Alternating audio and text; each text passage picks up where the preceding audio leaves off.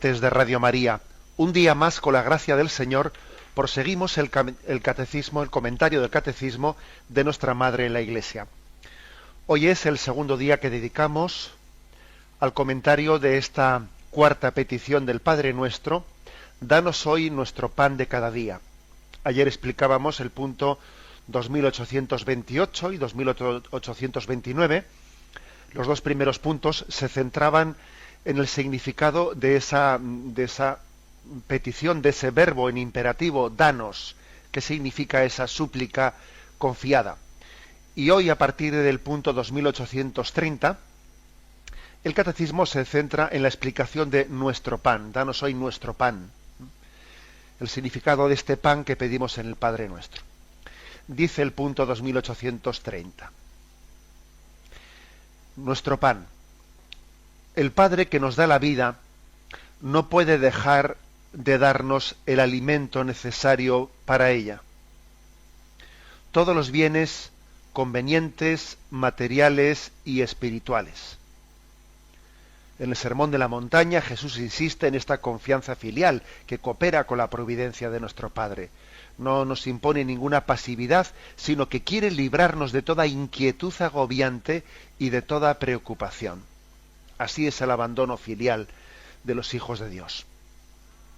Bien, luego viene una cita de San Cipriano, que ya la leeremos después, pero como hacemos habitualmente para que sea más sencilla la explicación, vamos a desmenuzar en distintas partes. La primera afirmación. El Padre que nos da la vida no puede dejar de darnos el alimento necesario para ella. Todos los bienes convenientes, materiales y espirituales. Es decir, Dios no solo nos ha dado la vida, sino los medios para la vida. Decimos también, ¿no?, que Dios no nos pide nada por encima de nuestras fuerzas. Es decir, Dios, si nos da el don de la vida, está acompañada de unos medios para vivir. Sería cruel, pues, dar la vida y no tener los medios para vivir. Bueno, pues Dios ha creado el mundo con medios suficientes para que vivamos. Lo necesario para la vida. Bienes espirituales y bienes materiales. Para reforzar tal cosa, se nos remite, en este punto del catecismo, al punto 2633, eso es algo que hace con frecuencia el catecismo, suele citar, y se pone en el catecismo en números rojos, cita a la derecha algún otro punto del catecismo que tiene relación con lo que aquí se dice. Y allí, en aquel punto anterior, pues se decía, cuando se participa así en el amor de Dios Salvador, se comprende que toda necesidad puede convertirse en objeto de petición. Cristo, que ha asumido todo para rescatar todo, es glorificado por las peticiones que ofrecemos al Padre en su nombre. Con esta seguridad, Santiago y Pablo nos exhortan a orar en toda ocasión.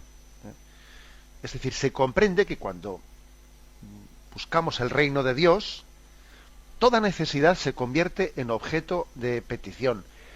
También las cosas sencillas y pequeñas, también. También las cosas materiales, porque parece que Dios es espíritu puro, ¿no? Y entonces parece que quizás pedir lo material, no sé, pues como si fuese un tanto contrario al ser de Dios. No. También lo material. Porque claro, fijaros, si nuestra petición fuese únicamente de bienes espirituales, bueno, pues no sería una petición real, sería confundir inevitablemente lo espiritual con lo abstracto. O sea, nosotros somos seres no únicamente espirituales, que lo somos, también somos seres biológicos, corporales y materiales, por lo tanto, y entonces no se trata de que somos menos espirituales o menos santos, o estamos menos purificados porque también pidamos bienes materiales, no. El hombre es como un espíritu encarnado, ¿no? A veces se le ha definido de esta manera. Luego, no tenemos que tener esa especie de sensación de decir, bueno, el que pide cosas materiales es que todavía está en un grado de vida espiritual más imperfecta. No cabe decir tal cosa. Es verdad que uno, según avanza en la vida espiritual, al final uno va teniendo la experiencia de que solo Dios basta, y va teniendo la experiencia de que tiene que pedir los bienes sustanciales, que son la fe, la esperanza, la caridad. Sí, eso es cierto. En el avance de la vida espiritual va habiendo como una mayor conciencia de que hay que ir a lo central, hay que ir a lo sustancial, a lo esencial. Eso es verdad. Pero eso no quiere decir que el hecho de que se pidan cosas materiales pues suponga un retroceso en la vida espiritual, o es volver a una religiosidad infantil, una religiosidad que pretende pues manipular a Dios para las cosas pequeñas y concretas. No, Dios no se siente manipulado porque pidamos el pan para llevarnos a la boca. Dios no se siente manipulado por eso. Eso no es hacer una imagen de un Dios hecho a nuestra imagen y semejanza. No es así. Es Él el que nos ha hecho a su imagen y semejanza. Y por otra parte, Él ha compartido también la experiencia de las necesidades materiales. Esto es algo muy importante. Dios nos comprende cuando pedimos por necesidades materiales, porque Él también las ha necesitado. Jesucristo encarnado, que ha vivido entre nosotros, sabe lo que es pedir el pan y sabe lo que es pedir dónde dormiré esta noche.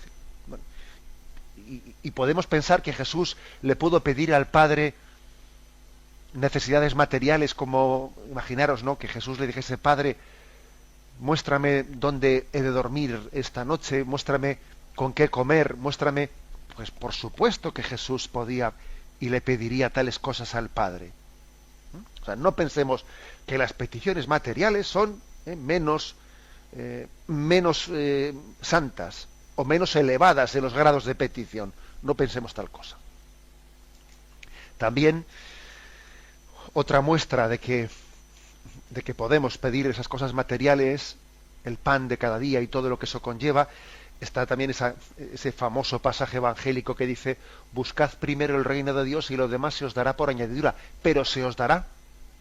O sea, es decir, no dice ese texto: pedid los bienes espirituales que los materiales. No. Lo demás se os dará por añadidura, pero también podemos pedirlo legítimamente. No cabe pues arguir con este pasaje evangélico que acabo de citar yo para decir que porque se le da prioridad, ¿no?, a los bienes espirituales, como se le da prioridad a los bienes espirituales, pues entonces no hay que pedir los materiales. No. Como se nos darán por añadidura, pues lógicamente por añadidura pedimos también los materiales, no solo los espirituales. Y esta es, por lo tanto, la afirmación de partida.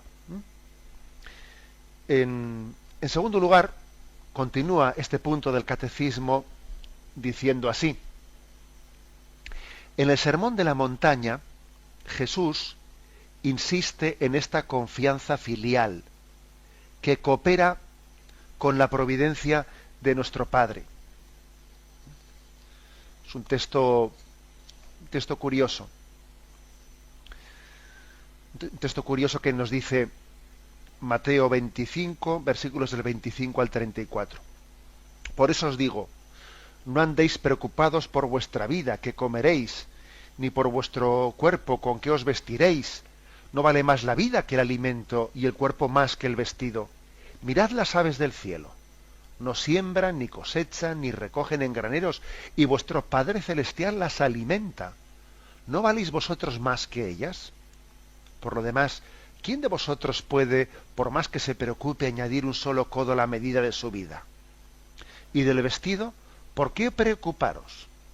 Observad los lirios del campo, como crecen, no se fatigan ni hilan. Pero yo os digo que ni Salomón en toda su gloria se vistió como uno de ellos.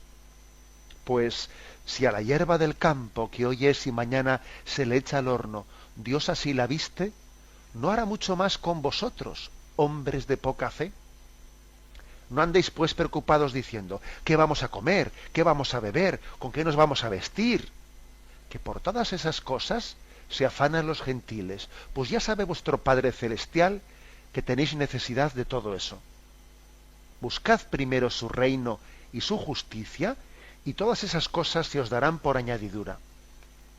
Así que no andéis preocupados del mañana. El mañana se preocupará de sí mismo. Cada día tiene bastante con su propio afán. Bueno, ¿por qué nos trae el catecismo aquí este evangelio, que es un evangelio de la confianza filial? En primer lugar, dice algo aquí el catecismo que yo cuando lo he leído, os confieso que he pensado para mí, qué expresión tan un poco provocadora, que cuestiona y pone patas arriba, a veces una concepción un tanto voluntarista que tenemos, ¿eh? Me refiero a lo siguiente. Este texto que acabamos de leer dice, insiste en que la confianza filial coopera con la providencia. Y uno dice, hombre, ¿cómo es esto de que la confianza coopera con la providencia? Hombre, con la providencia se coopera trabajando, ¿no? Es decir, ora es labora, a Dios rogando y con el mazo dando. Entonces se coopera, es decir, Dios es providente, cuida de nosotros, pero hay que cooperar con la providencia. Entonces eso se supone que yo también tengo que trabajar, tengo que procurar para que esos bienes que yo le pido a Dios, también yo colabore para procurarlos, ¿no? Sí, es verdad, pero no solamente eso.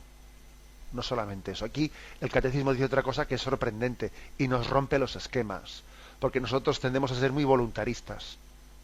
Dice el catecismo que la confianza en Dios, la confianza filial, coopera con la providencia. Es decir, que para que Dios cuide de ti, una forma de cooperar es que tú confíes en que Él es bueno. Confía en que es bueno y te quiere. La primera forma de cooperar con el Dios Padre que cuida de ti es creyendo y confiando en que Él es bueno y te cuida. Si no tienes esa conciencia, es que difícilmente vas a cooperar con Él, vas a cooperar contigo mismo. Vas a entender cooperación con la providencia con que lo hago yo lo primero y luego yo lo segundo y luego lo tercero y luego diré que Dios me lo bendiga. O sea, no terminas de entender. O sea, es verdadera cooperación el creer. No solo luego el trabajar. O sea, el mismo creer y el mismo tener esperanza forma parte de la cooperación. Lo digo porque nosotros la palabra cooperación casi siempre la reservamos pues para el trabajo, para las acciones, las obras con las que cooperamos con Dios. Y no nos damos cuenta de que también cooperamos con la fe. También cooperamos con el acto de confianza y de abandono. Si tú no te abandonas en Dios, pues de alguna manera se puede frustrar esa providencia de Dios en ti, porque tú no estás colaborando con el acto de abandono en Él. Es decir, que se podría decir, alguien podría preguntar, ¿y por qué Dios no me cuida? ¿Por qué Dios no es padre? Se le podía decir, mira, ¿no será porque tú no confías en que Él te cuide? Porque es necesaria tu confianza en su cuidado providente para que tú recibas ese cuidado. Por vuestra falta de confianza. Acordaros como también Jesús, cuando hacía muchos milagros, Él decía, que se haga según tu fe. Que se haga según tu fe. Nuestra falta de confianza en la providencia puede ser la causa principal de que no estemos recibiendo los cuidados providentes de Dios que debíamos de recibir, o que Él quisiera darnos. Después una afirmación provocadora que nos tiene que hacer cuestionar nuestro sentido. Y luego existe la cooperación también con nuestras obras. Ese famoso a Dios rogando y con el mazo dando, que decimos, claro que también, obviamente, existe ese tipo de cooperación. Bien, pero tenemos un momento de reflexión. Catecismo de la Iglesia Católica, con Monseñor José Ignacio Munilla. Continuamos en esta edición del Catecismo comentando el punto 2830. Habíamos dejado a medio camino la explicación de qué significa ese nuestro pan que pedimos en esa petición del Padre Nuestro, danos hoy nuestro pan de cada día. Decíamos en la intervención anterior que se trata también de todo lo material, de todo lo concreto que podemos y debemos de pedir a Dios. El Señor dice también en el Evangelio de Lucas, si un hijo le pide a su padre un pez, le va a dar una culebra. Si le pide un huevo, le va a dar un escorpión. Si vosotros, pues, que sois malos, sabéis dar cosas buenas a vuestros hijos, ¿cuánto más vuestro Padre del cielo? Es decir, que también podemos pedirle, como ese hijo que le pide el pez o le pide el huevo, pedimos también el pan de cada día. Hablamos también de la cooperación, y dice, continuamos desde donde lo habíamos dejado, no nos impone ninguna pasividad, es decir, el que yo confíe en la providencia, el que insistamos que para cooperar con el Dios Padre providente que nos cuida hay que confiar, eso no quiere decir que nosotros tengamos que cruzarnos de brazos, ni mucho menos. Por ejemplo, fijaros aquí el Catecismo nos remite a la segunda carta de San Pablo a los Tesalonicenses, capítulo 3, versículos del 6 al 13, que dice: Hermanos, os mandamos en nombre del Señor Jesucristo que os apartéis de todo hermano que viva desordenadamente y no según la tradición que de nosotros recibisteis. Y sabéis vosotros cómo debéis imitarnos, pues estando entre vosotros no vivimos desordenadamente, ni comimos de balde el pan de nadie, sino que día y noche con fatiga y cansancio trabajamos para no ser una carga a ninguno de vosotros. No porque no tengamos derecho, sino por daros en nosotros un modelo que imitar. Además, cuando estábamos entre vosotros, os mandábamos esto: si alguno no quiere trabajar, que tampoco coma. Porque nos hemos enterado que hay entre vosotros algunos que viven desordenadamente, sin trabajar nada, pero metiéndose en todo. A esos les mandamos y les exhortamos en el Señor Jesucristo a que trabajen con sosiego para comer su propio pan. Vosotros, hermanos, no os canséis de hacer el bien. Bueno, es un texto bien realista, Es un texto que de alguna manera desenmascara ciertas formas de un pasivismo que San Pablo repudia. Pues posiblemente en esa comunidad de los tesalonicenses, de Tesalónica, había un grupo de cristianos que invocaban que Dios cuida de nosotros, y también invocaban que la llegada de Dios iba a ser inminente, que Dios iba a venir, que el retorno de Cristo glorioso era inminente, y por lo tanto, ¿para qué vamos a estar aquí trabajando? ¿Para qué vamos a estar aquí trabajando y ahorrando dinero si la llegada del fin del mundo va a ser inminente? Luego dejemos de trabajar y vivimos de los demás. Bueno, y eso San Pablo lo rechaza totalmente. Aquí el que no trabaja, que no coma. Porque nos hemos enterado que entre vosotros hay algunos que invocan la espiritualidad, o invocan pues para no hincar el codo, como se dice. Es decir, aquí tenéis un ejemplo bien claro para que se ilustre ese principio de que la confianza en la providencia no nos puede inducir a la pasividad. Al contrario. Cuando Dios nos asiste, lejos de derivarse de esa asistencia de la gracia de Dios, lejos de derivarse que el hombre trabaje menos, eso suele ser al revés. Nos hace ser más trabajadores. Cuando Dios nos da su gracia, lo que hace es que el hombre todavía sea más activo, sea más emprendedor, se atreve a cometer empresas que antes no se hubiese atrevido con ellas. Bien, por lo tanto, este es el punto de equilibrio entre ese aspecto de confianza filial en la providencia, cooperación a través de tanto de la confianza como de nuestras acciones y nuestras obras. Y termina diciendo este punto: así es el abandono filial de los hijos de Dios. A los que buscan el reino y la justicia de Dios, Él les promete darles todo por añadidura. Todo, en efecto, pertenece a Dios. Al que posee a Dios, nada le falta, si él mismo no falta a Dios.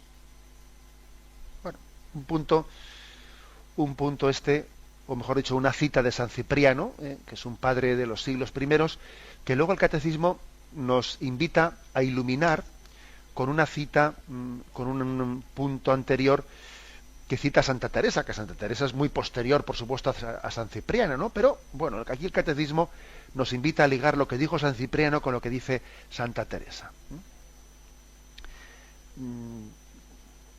Santa Teresa, sabéis que tiene esa famosa poesía, la poesía número 30, que están numeradas sus poesías, que dice: nada te turbe, nada te espante, todo se pasa, Dios no se muda, la paciencia todo lo alcanza. Quien a Dios tiene, nada le falta, solo Dios basta. Bueno, ¿por qué aquí nos recurre el catecismo a ese punto anterior en el que se hablaba Santa Teresa para iluminar este aspecto? Bueno, pues lo recurre a ello por lo siguiente, ¿eh? Quien a Dios tiene, nada le falta, solo Dios basta. Vamos a ver, la afirmación es la siguiente: si yo no tengo a Dios, ya puedo tenerlo todo, ya puedo tener una abundancia, una sobreabundancia de medios humanos, de dinero, de todo tipo de bienes, que en el fondo no tengo nada. Si no tengo a Dios, es que no tengo nada. Se puede ser el mayor pobre del mundo teniéndolo todo si no se tiene a Dios. Esta es una clara conclusión. Es verdad que hay que pedir el pan nuestro de cada día, pero hay personas tan pobres que solo tienen dinero, solo tienen bienes materiales, y es una gran pobreza, una pobreza espiritual inmensa. Es decir, esto, yo soy consciente de que decir esto, claro, algunos pueden decir, sí, claro, tendrán, sí, pero mientras tanto lo tienen todo. No nos engañemos. Mientras que llegue la siguiente vida, no lo tienen todo. No es así. No es así. Igual que Jesús dice: al que renuncia a cualquier cosa por seguirle, le daré el 100 por uno en esta vida.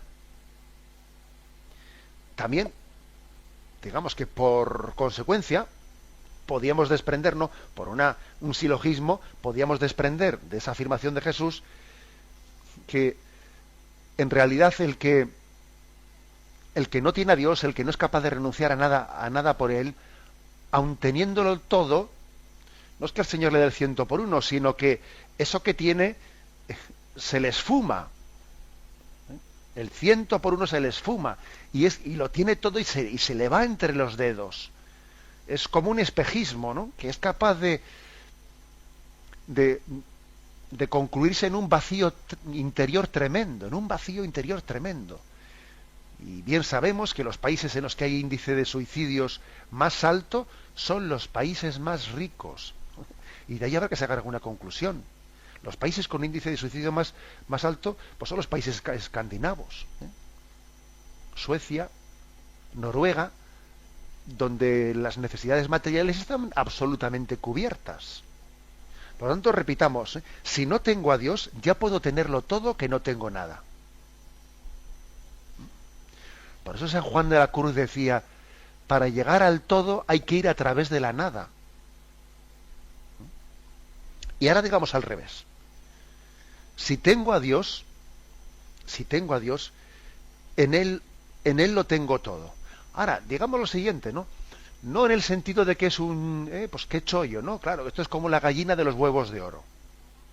Claro, como tengo a Dios y tengo fe, y Dios es todopoderoso, pues bueno, pues esto es un recurso de la lámpara de Aladino. Pues no, obviamente, no en ese sentido, ¿no?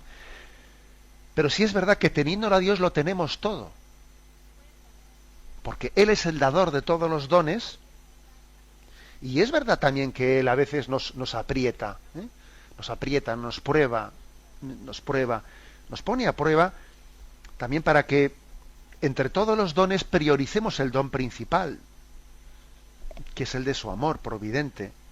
No vaya a ser que a veces, yo muchas veces, creo que me lo habéis escuchado en este programa, yo digo, mira, a veces yo creo que Dios se retarda en escucharnos las peticiones que le dirigimos de los bienes materiales, se retarda o no nos los da plenamente, entre otras cosas porque yo creo que si Dios nos colmase inmediatamente de las cosas materiales que le pedimos, si fuese algo automático, estoy convencido que sería un daño espiritual para nosotros, porque nos olvidaríamos del dador de los dones.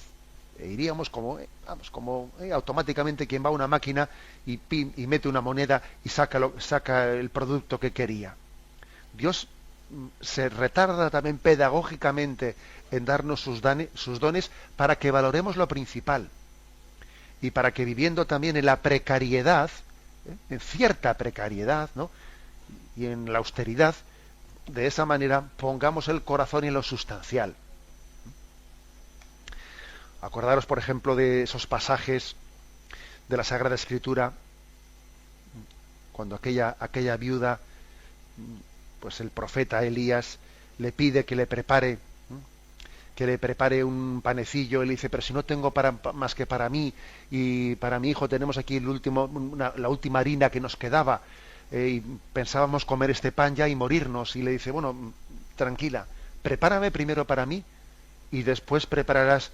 Y se lleva la gran sorpresa de que Dios hace el milagro de que cuando prepara para el profeta el pan, se multiplica la harina y se multiplica el aceite, y la alcuza de aceite no se vació.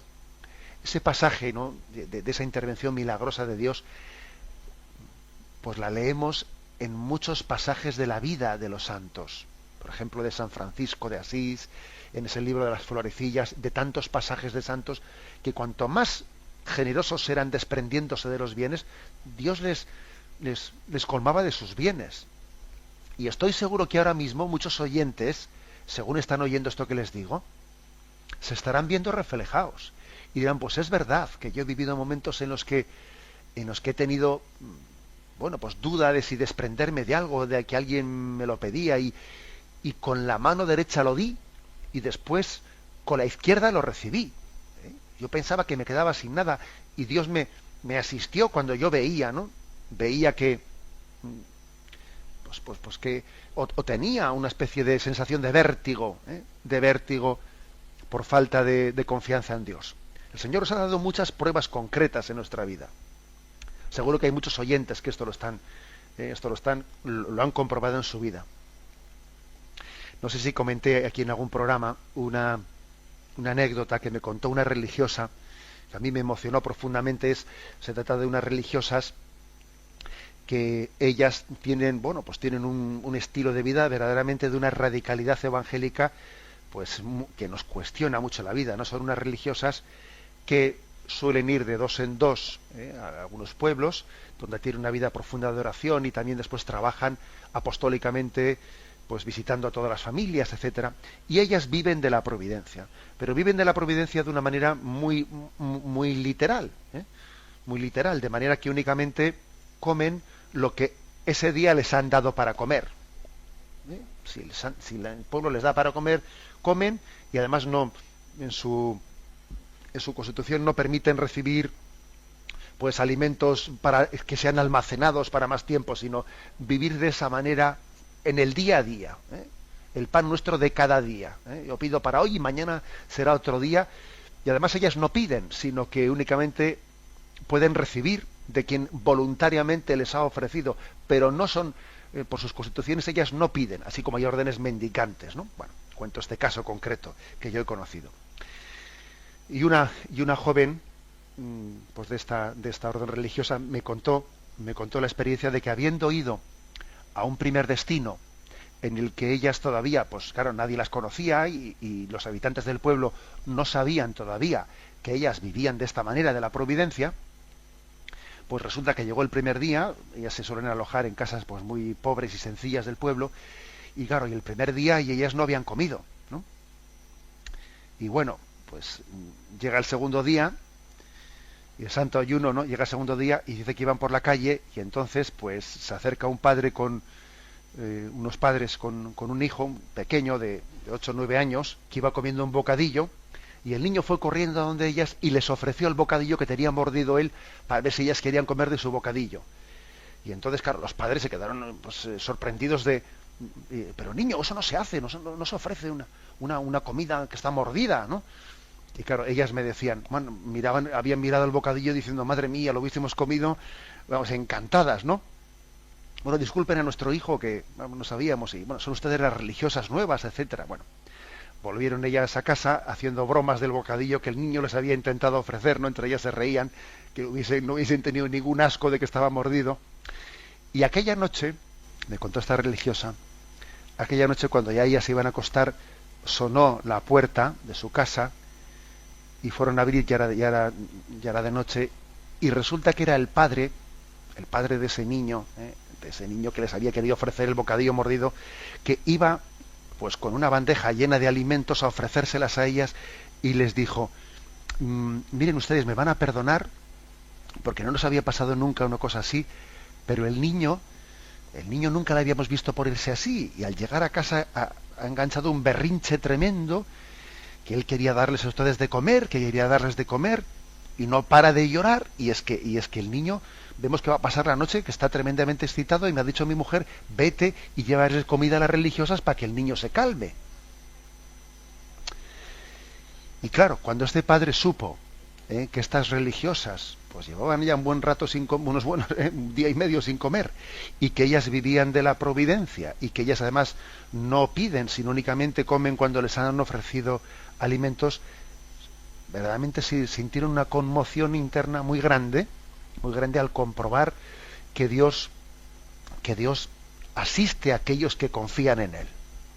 Bueno, ya sé que he puesto un caso muy concreto, un caso así como muy espectacular, y que no todo el mundo está llamado a vivir pues un signo evangélico de esa forma y con esa radicalidad, soy consciente de ello. Pero aunque no todo el mundo estemos llamados a vivir de esa manera externa, ese acto de la confianza, sí todos tenemos que tener ese acto de amor y de esperanza de que Dios es nuestro Padre Providente, y podemos decir: el que tiene a Dios lo tiene todo. Aunque igual aparentemente parezca que no tiene nada, pero mira, el que tiene a Dios y tiene confianza en Él, lo tiene todo y puede abandonarse en sus manos providentes, porque seguro que Dios se va a acordar de él. Tenemos un momento de reflexión y continuamos enseguida.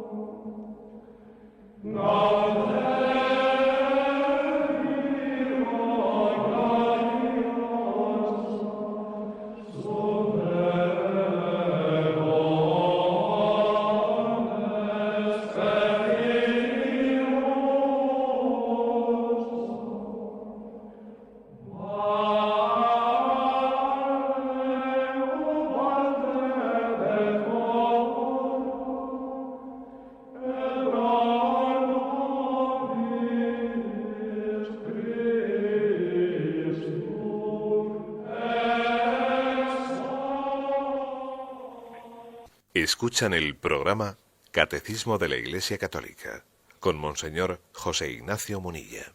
Continuamos en esta edición del Catecismo, pasando al punto 2831.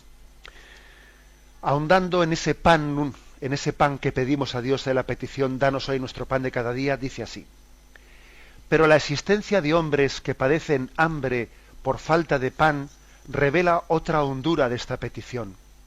El drama del hambre en el mundo llama a los cristianos que oran en verdad a una responsabilidad efectiva hacia sus hermanos, tanto en sus conductas personales como en su solidaridad con la familia humana. Esta petición de la oración del Señor no puede ser aislada de las parábolas del pobre Lázaro y del juicio final. Es decir, que cuando pedimos a Dios: danos nuestro pan, danos hoy nuestro pan de cada día, resulta que se produce un auténtico cuestionamiento, porque el Señor nos dice: oye, yo os lo he dado. ¿Lo habéis compartido entre vosotros? Porque claro, si yo os lo he dado y alguien se lo ha apropiado para él solo, ¿no? No compartiéndolo con los demás, ¿cómo tú a mí me pides danos el pan si tú tienes el pecado de no haberlo compartido? ¿Te das cuenta que al pedirme a mí, está quedando patente tu pecado? Es algo así como esa otra petición que ya llegaremos a ella de perdónanos como nosotros perdonamos. Pero bueno, pero tú ¿cómo pides el pan si resulta que tú lo tienes en abundancia y no lo compartes? Es un drama muy grande, es un drama muy serio el del hambre. No sé si recordáis que hablamos en una ocasión de los pecados que claman a Dios, que existe en la tradición de la Iglesia, los pecados que claman al cielo, una expresión de pecados especialmente graves que claman al cielo.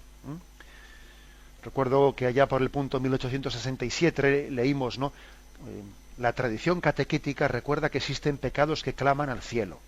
Claman al cielo la sangre de Abel, la sangre del hombre inocente, el pecado de los sodomitas, el clamor del pueblo oprimido en Egipto, el lamento del extranjero, de la viuda y del huérfano, la injusticia para con el asalariado.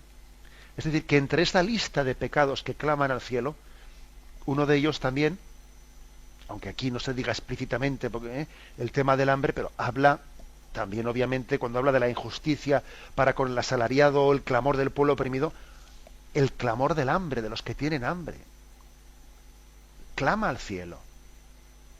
Es decir, Dios es especialmente ofendido por el hecho de que existan esas personas que pasan hambre cuando Él, en su providencia, ha creado un mundo que tiene suficientes bienes para todos.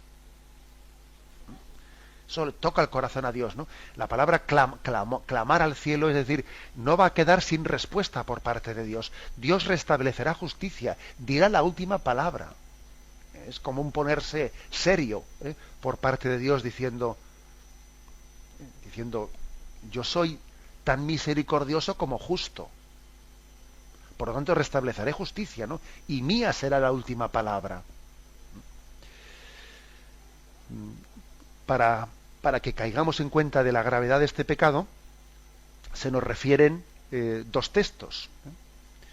Está el texto de Lucas 16, versículo 19-31, que es la parábola de Lázaro, y la tradición llamó el rico glotón o el rico epulón. Dice así, ¿no? Había una vez un hombre rico que vestía de púrpura y finísimo lino, y que todos los días celebraba grandes fiestas. Y había también un hombre llamado Lázaro, que cubierto de llagas, estaba tendido a la puerta del rico. Deseaba llenar su estómago con lo que caía de la mesa del rico, y hasta los perros se acercaban a lamerle las llagas. Cuando el pobre murió, los ángeles se lo llevaron al seno de Abraham. Tiempo después murió también el rico y fue enterrado. Y sucedió que estando el rico en el abismo, en el infierno, levantó los ojos en medio de los tormentos y vio a lo lejos a Abraham y a Lázaro en su compañía. Entonces exclamó: Padre Abraham, ten compasión de mí, envíame a Lázaro, que moje en agua la punta de su dedo y me refresque la lengua, porque sufro lo indecible en medio de estas llamas. Abraham le contestó: Amigo, recuerda que durante tu vida terrena recibiste muchos bienes, y que Lázaro, en cambio, solamente recibió males. Pues bien, ahora él goza aquí de consuelo y a ti te toca sufrir. Además, entre nosotros y vosotros se abre una sima infranqueable, de modo que nadie puede ir de vosotros hasta aquí, ni de ahí puede venir hasta nosotros. Bueno, y continúa, pero me quedo en esta afirmación porque a Lázaro se le describe queriendo comer de las migajas que caen de la mesa del rico. Tengamos en cuenta que esta es una imagen muy exacta de lo que ocurre en este mundo. Hay un tercer mundo que intenta comer de las migajas que sobran de la mesa de los ricos. Fijaros, por ejemplo, la incapacidad de este mundo occidental, la incapacidad de haber cumplido el compromiso del 0,7% fijaros bien, del 0,7% de de nuestro Producto Interior Bruto. O sea, que no hayamos sido capaces, ¿no?, de cumplir pues esa reivindicación que tanto tiempo se lleva adelante, el 0,7% de nuestro Producto Interior Bruto al tercer mundo, más o menos cálculo necesario para acabar con el hambre y las necesidades más primarias. Y fijaros cómo nos ponemos, ¿no? Cómo nos ponemos y cómo hacemos huelgas cuando tenemos cualquier cuestión, cuando nos tocan nuestro sueldo, o como cuando no nos suben el salario lo que nosotros entendemos que debía de subirse, y entonces los sindicatos hacen huelga y reivindican, etcétera, ¿no? Bueno, ¿y quién reivindica? ¿Y quién va a la huelga? ¿Quién va a la huelga? ¿Os imagináis un sindicato que dijese: vamos a la huelga hasta que no se dé el 0,7% a los necesitados, comenzando porque nosotros nos quiten el 0,7% de nuestro sueldo? ¿Os imagináis que alguien haga eso? ¿Hasta qué punto peleamos por lo nuestro y no peleamos por los necesitados? Y eso clama al cielo, clama al cielo. Sí, todo el mundo en teoría está de acuerdo, porque claro, es verdad que este es uno de los temas que socialmente nadie se va a enfrentar a esa reivindicación en teoría, pero luego en la práctica no lo hacemos. Pero no solo los de arriba, sino tampoco nosotros. No se conoce ninguna huelga, no se conoce que nadie haya arriesgado su sueldo de hoy y de mañana por esa reivindicación en favor del tercer mundo. Hay un tercer mundo, pues, que quiere comer de las migajas que sobran de la mesa de sus amos. Y nosotros formamos parte de ese pecado. Entonces creo que tenemos que ser muy sensibles a esto, y cada vez que rezamos el Padre Nuestro nos estamos comprometiendo con esta petición. Nos estamos comprometiendo con ella. Nuestra austeridad de vida es cuestionada cada vez que rezamos esta oración. ¿Qué entiendo yo por superfluo? ¿Qué entiendo yo por necesario? Es un verdadero examen, un cuestionamiento de nuestro estatus y forma de vida, el rezo intenso del Padre Nuestro, en concreto en esta petición. Bien, el segundo texto evangélico que se nos ofrece para la reflexión es el del juicio final, de Mateo 25. Porque tuve hambre y no me disteis de comer. Tuve sed y no me disteis de beber. Bueno, pero ¿cuándo, Señor? Si nosotros a Jesucristo sí le hubiésemos dado, sí hubiese estado yo dispuesto. A mí si me anuncian que viene a Jesucristo a mi casa, hombre, hubiese puesto la mejor vajilla, hubiese engalanado la casa, hasta le hubiese dado una mano de pintura antes de que entrase, ¿no? Y él nos dice: no, mira, cada vez que no lo hicisteis con uno de esos, tampoco conmigo lo hicisteis. Es tremenda la palabra de Jesús, es tremenda hasta qué punto nos llega a cuestionar. Y al revés, venid aquí, benditos de mi Padre, porque tuve hambre y me disteis de comer, tuve sed y me disteis de beber. Es decir, tan serio es este tema, hasta tal punto clama al cielo el hambre de tantas personas que pueden llegar a morir de hambre, que están llegando a morir de hambre, que incluso en el transcurso de este programa que yo hablo con vosotros, varias personas han muerto de hambre. Bueno, pues que la vida eterna de nosotros, ¿no?, corre el riesgo de que nosotros escuchemos: id malditos al fuego eterno, porque tuve hambre y no me disteis de comer. Es decir, nuestra vida eterna está supeditada a que nos tomemos en serio esta petición del Padre Nuestro, a que nos la tomemos en serio. Y está supeditada a que caigamos en cuenta que nosotros tenemos más de el rico opulón de lo que suponemos. Es decir, no, el que esté libre de pecado que tire la primera piedra, pero a nosotros mayoritariamente, ¿no? Habrá casos distintos entre los oyentes que me están ahora mismo sintonizando, habrá casos distintos, pero mayoritariamente los oyentes de este programa están entre los habitantes de la tierra bueno, pues que tienen más medios económicos y más medios materiales. Es decir, somos los privilegiados del reparto de los bienes en el mundo, en el planeta. Nos ha tocado a nosotros formar parte, pues, de un 15 o un 20% de privilegiados. Y eso es una gran responsabilidad. Bien, como veis, pues la oración es un compromiso.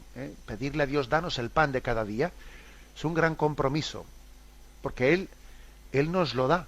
Pero claro, luego también nos pregunta de cómo lo utilizamos y cómo lo repartimos. Cuando un padre da algo a sus hermanos, dice, toma, repártelo entre tus hermanos. Eso es muy, muy típico de un padre, ¿no? Una madre. Toma esto, repártelo entre tus hermanos. Entonces, claro, que sería un pecado, ¿no? Bien grave que ese hijo sale de la cocina y entonces a espaldas de su madre coge y se lo mete en el bolsillo. Algo así ocurre entre nosotros. Toma, hijo, reparte entre tus hermanos. Y también nuestras madres nos han dicho, preocúpate de tu hermano pequeño, del más débil, preocúpate de él. Que el Señor y la Virgen, nuestra Madre, nos concedan crecer en conciencia de todo lo que supone esta oración del Padre Nuestro. Vamos a dar paso a la intervención de los oyentes. Podéis llamar para formular vuestras preguntas al teléfono 917-107-700. 917-100. ¿Con quién hablamos? Hola, buenos días, don José Ignacio. Me llamo María José. Mire, no pensaba llamar, pero es que al hablar usted del compartir, de todo esto, resulta que el otro día yo estaba leyendo en la Biblia, en Hechos de los Apóstoles, no sé si es el 3 o el 4, ahora mismo no recuerdo el número del capítulo, donde las comunidades estaban formando y bueno, pues todo lo compartían. Entonces llega un momento en que ponen el dinero a los pies, y además lo dice así la Biblia, ponen el dinero a los pies de los apóstoles. Entonces llegan Ananías y Zafira y venden su tierra y se quedan una parte de ello. Entonces, cuando leo esa parte, y ellos mueren, ¿no? Cuando Pedro le dicen que no están mintiendo a él, sino están mintiendo a Dios. Y muere Ananías y luego muere Zafira. Cuando yo leo eso, me quedo enormemente... Primero, me impresiona la muerte, claro, el poder del Espíritu Santo, mueren. Eso es lo primero. Pero lo segundo es que me analizo a mí misma y me doy cuenta que yo hubiera hecho lo mismo que Ananías y Zafira. O sea, yo probablemente me hubiera quedado con esa mitad o con esa cuarta parte pensando, ¿cómo me iría con esta gente, no? O sea, y si esto es una locura, y si luego me va mal, y si luego lo he perdido todo. Pero eso a los principios, ¿no?, de la comunidad. Pero es que ahora mismo me doy cuenta y digo, Dios mío, lo sigo haciendo, o sea, yo lo haría, o sea, lo haría ahora, o sea, caería muerta. Entonces, bueno, pues me llamó poderosamente la atención, me está haciendo reflexionar mucho y bueno, lo quería compartir con usted, pues si me puede dar una palabra, ¿vale? Muchísimas gracias. Gracias a usted.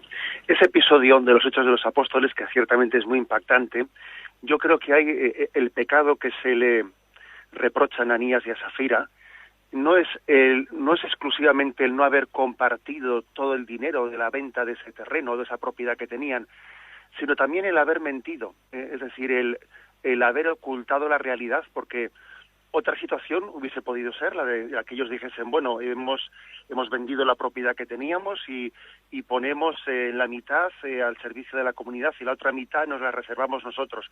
Podían haber sido sinceros, pero la verdad es que el pecado, tal y como se refleja en esos capítulos de los Hechos de los Apóstoles, es una combinación de dos pecados.